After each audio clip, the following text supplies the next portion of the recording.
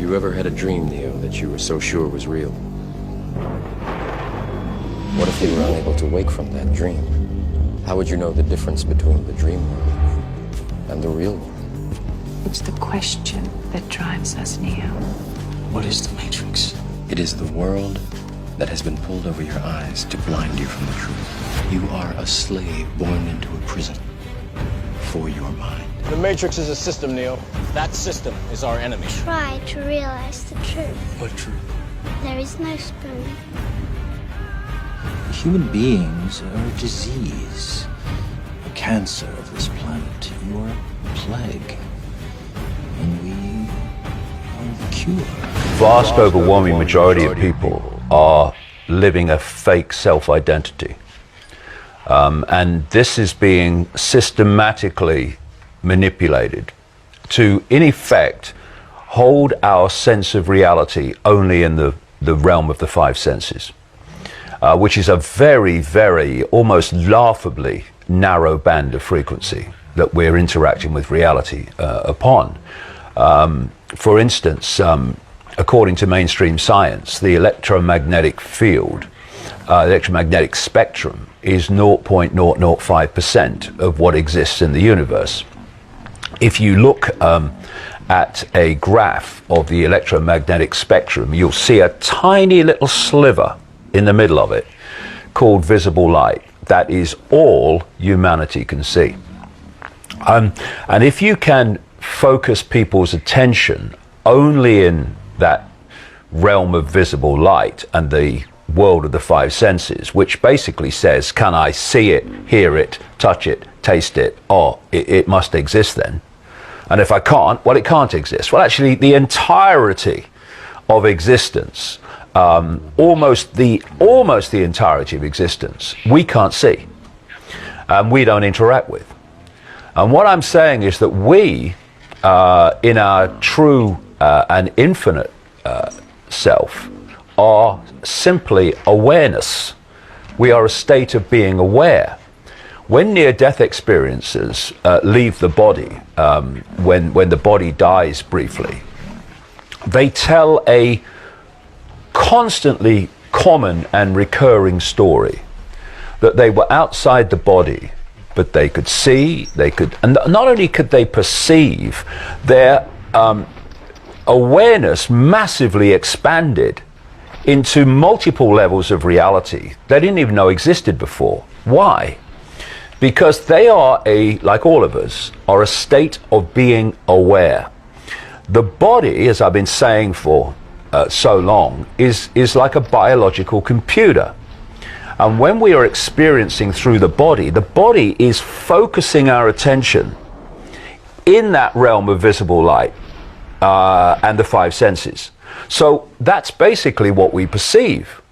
When near-death experiences, their awareness, their point of attention, withdraws from the lens, the focus, the body, suddenly they are massively expanded in their awareness of everything. Now, obviously, we need this external vehicle to interact with this reality. Otherwise, I couldn't pick that glass up, because my awareness is on such a different frequency to that glass that it's like two radio stations sharing the same space. They don't interact with each other because they're on different frequencies. So our awareness has this external vehicle within the frequency band it is experiencing, i.e. this reality, and thus we can interact with it. However, if our focus of attention is entirely also only within this band of frequency, then we are in this world and we are of it. We have no other way of filtering our experience, filtering our sense of reality, except through the five senses. And what information is bombarding the five senses all day, every day? The education system, the mainstream media, science, medicine, corporations through their advertising and stuff. We are isolated in the five senses, if we allow it to happen, And then that isolated sense of awareness is programmed with a perception of reality, a perception of the world, a perception of self. And this isolated awareness I call phantom self. The real self is awareness. Phantom self is the perception that we are the labels we give ourselves. We are our name, we are our life story, we are our race, we are our culture, we are our religion. They are not who we are. They are what our awareness is experiencing, and that's very, very different. If you start to misunderstand the difference between what we're experiencing and what we are, then you get pulled into the world of limitation, the world of I can't, the world of little me. Because when you can only perceive reality through the five senses, all you can see is limitation. You can see reasons why nothing can be done. But then when you start expanding your awareness beyond the five senses, you are now in the world physically, but you're not of the world in the sense of your point of observing the world. And the world starts to look very different. Now, instead of just seeing dots that seem to be unconnected, now you're seeing pictures. And it completely transforms the way you see not only the world, but yourself. What I've been incredibly encouraged by on this World Speaking Tour since last June 2016, going to Australia and America and all over Europe, is the number of people who are now starting to go through that process and starting to see the world differently. And when they say to me, it's obvious, why didn't I see it before? Well, because you were there before. Now you're here. Now you're looking from a different point of observation, and thus you're seeing the world differently. And of course, once you start expanding your awareness into greater levels of insight, intuition, knowing, seeing through the illusion, that is a nightmare for any force that wants to hold humanity in a position of mass enslavement, because you can't enslave 7 billion people, quote, physically. Not that there is any physical, I'm sure we'll get into that, but you can't, there's not enough of you. So what you have to do is you have to hijack their perceptions of reality. And through that, you then start dictating how they see themselves, how they see the world, what they will support, what they won't support, what they will challenge, what they won't challenge. You control their lives once you control their perceptions. And absolutely crucial to this is the creation of phantom self, the creation of the illusion that, well, what's hilarious to me now is that all those years ago when I was writing and speaking around the world and saying, actually, we live in a holographic simulation, loads of people found that hilarious. This guy's crazy. And now, from all angles, mainstream scientists and mainstream scientific studies are concluding we almost certainly live in a simulation. And Rich Terrell, who's a NASA computer scientist, came out a few weeks ago now and said, I think we live in a holographic simulation. And of course, the next thing from that is, if it's a holographic simulation, some intelligence has created it. So now we're starting to move, and as he said, it could be extraterrestrials. We're now moving into this realm where even the most perceived far out of what I was writing and talking about all those years ago is being addressed by so many mainstream scientists. And you know, when you look at the way we interact with reality, when you go out of the norms and the what we're told about reality by the education system and the media and all that stuff, and you go in and you actually research what we're doing rather than what we're told we're doing, it's the most obvious simulation.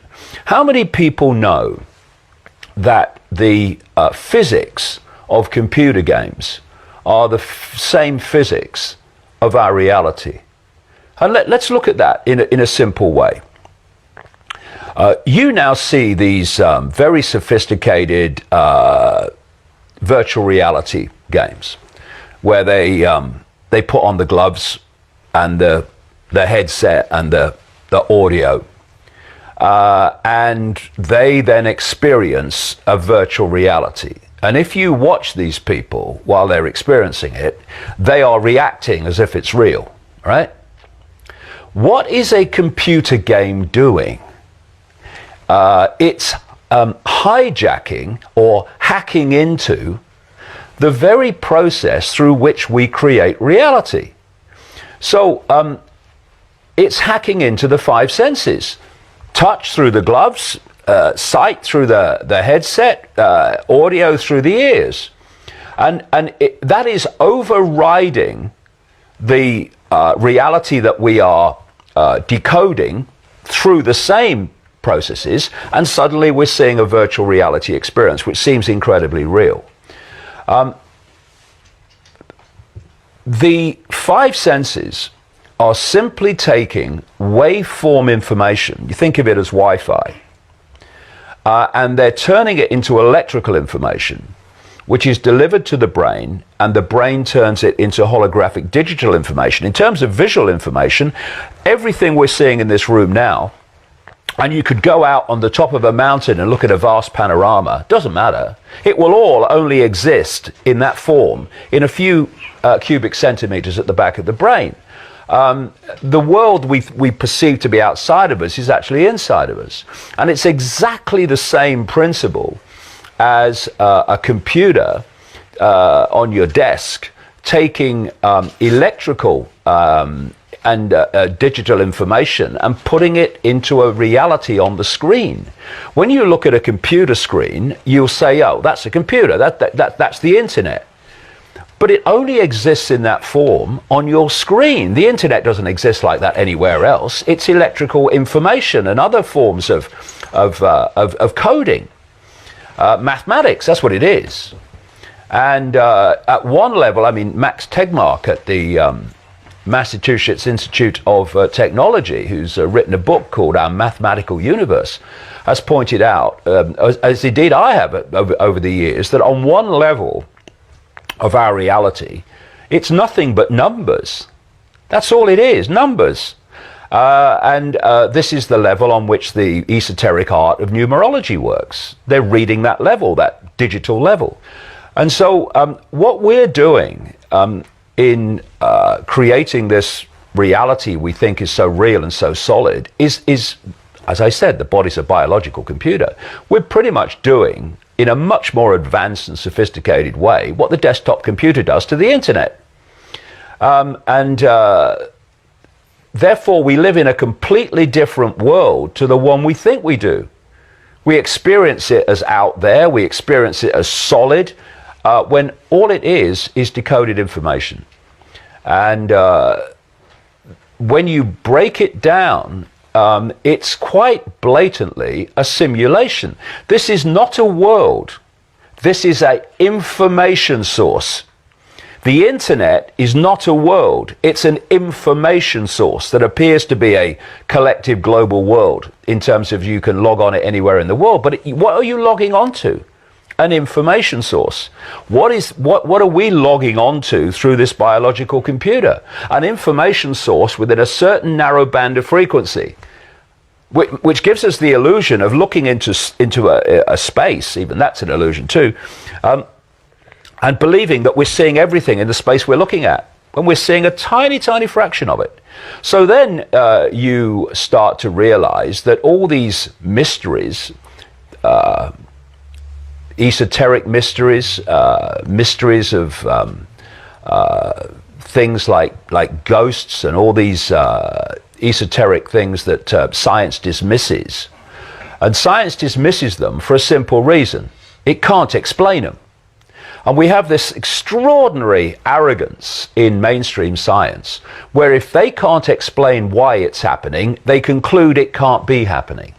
But once you're coming from this direction that I'm coming from, and quantum physics is coming from, then these mysteries are no longer mysteries.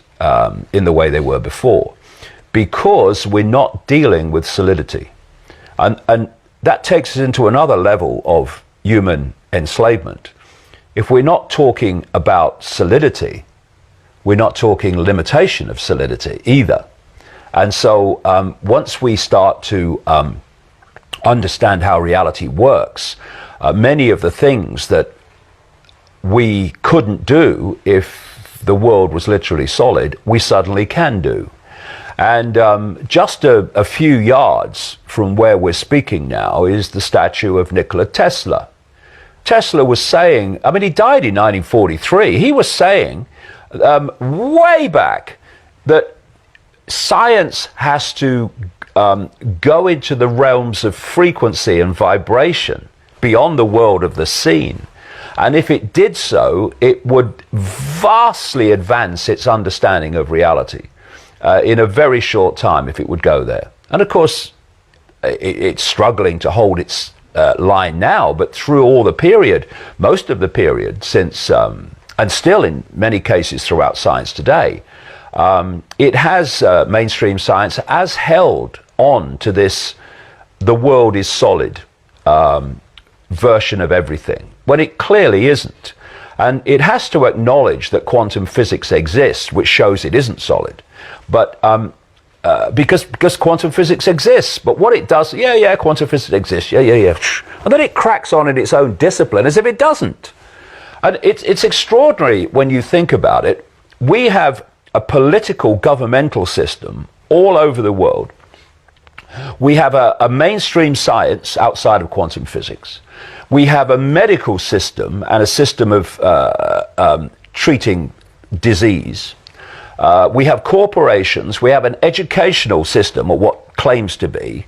We have all these institutions that dictate the world, the direction of the world, the laws of the world, the perceptions of the world, and they're all based on the world being solid when it's not, on the world being of the illusion of the world we experience being real when it's not. No wonder the world's a madhouse, when the very basis, the very foundation of what we perceive as reality is literally inverted in terms of what it really is, and everything's based on that. So how can you treat a disease most effectively when you don't even know what the body is, when you're treating it as a piece of meat, instead of realizing that its base level is waveform energetic information? This is just the holographic projection of that waveform information. This is why more and more mainstream studies, one in Japan recently, only last year, concluded this world's a projection. Yes, it is. And, you know, why can this guy who left school at 15, never passed a major exam in his life because he didn't take one, went off to kick a ball around, first of all, when I was 15. This guy who is perceived by so many to be crazy because he's talking outside the box, how could I be writing these things all that time ago, and now mainstream science is catching up? Why? Because of something Tesla said. You can think deeply and be quite insane, but you need to be sane to think clearly. And what Tesla said is that mainstream science thinks deeply, but doesn't think clearly. One of the things I say in a new book I'm writing at the moment is you don't need a scientific mind to understand reality. You need a free one. And the scientific mind can be a massive drawback to understanding reality. Because, you know, if you look at a human life, it is a 24/7 almost downloading of a program of perception. Look at it. You come out of the womb and you are immediately influenced in your perceptions of the world by your parents, who've been through the same programming process you're about to go through, and are not passing it on to you through malevolence, but because they think it's real. So immediately you're out the womb and you're already having your perceptions directed and molded by your parents. Then 3, 4, sometimes 5 years only after you enter this reality, you're sitting at a desk and an authority figure called a teacher is telling you at least 5 times a week, hours and hours a day, what is, what isn't, what's right, what's wrong, what's possible, what's impossible, what's happened, what's not happened. And in terms of control, they're telling you when you have to be there, when you can leave, when you can eat, when you can talk, when you can go to the toilet. You've only just arrived, and this is going on. And then all the way through your formative years, right into your teenage years, this download of the state's version of reality is going on. At the same time, your parents, when you're younger, are confirming, except those that have expanded their awareness, they are confirming that what you're being told at school is true. All the people around you, your peers and your friends and your acquaintances, are going through the same programming system. They're confirming to you it's true. Every time you turn on the mainstream media, and much of the alternative, let me say, they are telling you the same thing is true. And so on and on and on it goes. And then there's not only the download of the perception, there's also the policing of the perception. If you challenge what you're being told at school, then you are a disruptive influence in the classroom. If you question what I call the postage stamp consensus, what this download is telling us to believe in terms of its narrowness of possibility, then your peers ridicule you or call you crazy because you're challenging this norm. Next stage, you go into the adult world. You go into politics, you go into journalism, you go into medicine, you go into science, you go into the corporate world, you go into education to be a teacher or an academic. And what are you taking in to those institutions? The core programming that you've been downloading since the day you were born. Actually before, in the womb, through the mother as well, perception programming. And then you've got these institutions, therefore, that are directing society and are telling society what is and isn't. The new teacher, once you get into the adult world, they are confirming to each other that actually this ludicrously narrow sense of reality and normal, is real. So a journalist will, if he's covering, or he or she is covering a medical story, they won't go to an alternative practitioner who's coming from a different view of reality. They'll go to a doctor and they'll get the song sheet. They want to talk about reality, they'll go to a scientist and get the song sheet.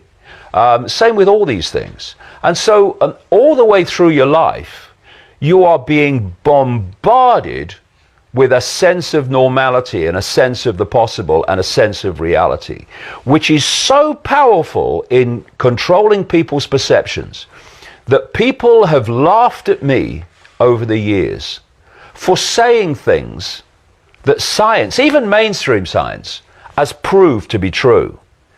But because that's not appeared in the mainstream of where they get their information from, they don't know it's been proved to be true, and thus, if I'm saying it, it's got to be crazy. Because I never went to school, thank you God. And this is the other thing about this program. The further you go in it, the more programmed you become to this perception of normal, this ludicrously narrow sense of normal. And who goes further into it? Those that go on to be scientists, that go on to be doctors, that go on to then tell us what normal is. You know, there's a professor in Britain who's famous for trashing anything alternative, who wrote a book and said that reality is not malleable, it's basically solid, when it blatantly isn't. And then in the same book he says that his knowledge of quantum physics is, quote, a bit foggy. This is what you're dealing with. You're dealing with people who are so programmed with the official version of normal, they cannot literally think outside of it. So, as Tesla said, they can think deeply within the program, but they can't think clearly, so they see beyond the program. And that's why we need free minds looking at this, not scientific minds. They're never going to suss it.